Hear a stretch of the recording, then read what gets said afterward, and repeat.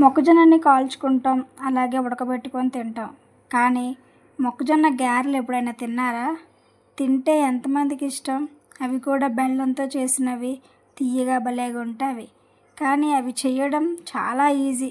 కానీ మనం సెలెక్ట్ చేసుకునే దాంట్లోనే ఉంటుంది. మనం స్వీట్ కార్న్ సెలెక్ట్ చేసుకుంటే అవి బెల్లం వేసేస్తే అది జోరుగా అయిపోతుంది ఇదంతా.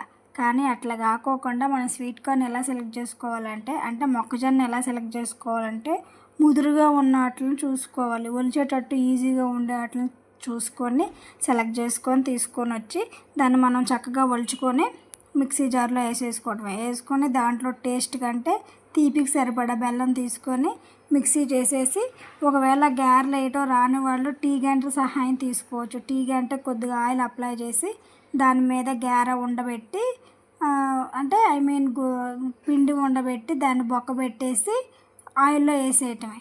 ఆయిల్లో వేసేసిన తర్వాత అవి ఫ్రై అవుతాయి. ఒకవేళ గారెలు చేయటం వచ్చు పర్ఫెక్ట్ అన్న వాళ్ళు చేత్తో కూడా వేసేసుకోవచ్చు ఈజీగా. ఒకసారి మొక్కజొన్న బెల్లం గారెలు ఇలా ట్రై చేయండి, చాలా బాగుంటాయి.